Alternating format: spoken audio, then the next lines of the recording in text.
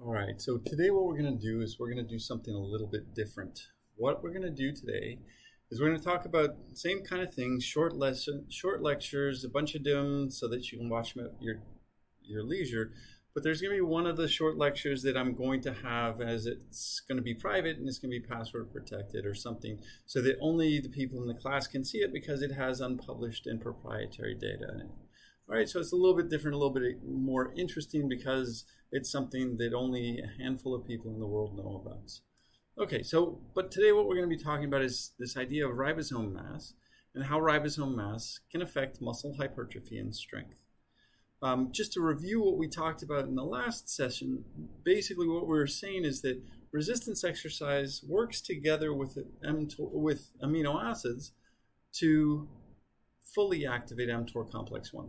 And it's only when you have the two signals together, one, either resistance exercise or growth factors moving TSC2 away from Reb, and two, the amino acids, specifically leucine, working through cestrin, gator2 to gator1, blocked gator1 so that you can now get the RAG-AB into the GTP loaded state. And the leucine will also turn on VPS34 so it moves around these vesicles. And so now what you've got is you've got RAG-AB is active, it can bind to mTOR.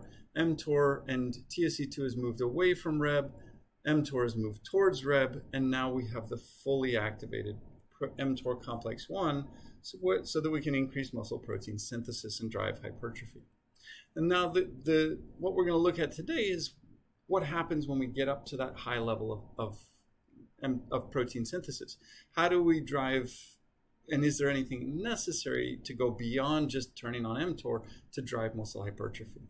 So by the time you finish these videos, you should be able to describe the relationship between ribosomes and muscle growth, give 2 examples of when ribosome mass limits growth, explain the role of mTOR complex 1 in ribosome biogenesis, describe the role of MYC in this process, draw the transcription factors that are necessary for transcription of the ribosomal DNA, specifically look at how UBF is regulated, which is one of the transcription factors, define the role of SIRT1 in regulating ribosome mass, provide 2 examples of how SIRT can limit growth or can alter growth, state a potential consequence of greater ribosome mass after feeding. So if you have more ribosomes and you eat a leucine-rich meal, what happens as a result?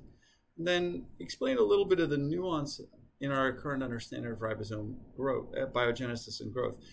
It's not as closely related as a lot of people who are publishing out there think that we need to increase ribosomes to get growth. And I'll show you an example as to why we don't necessarily think that's the be-all and end-all.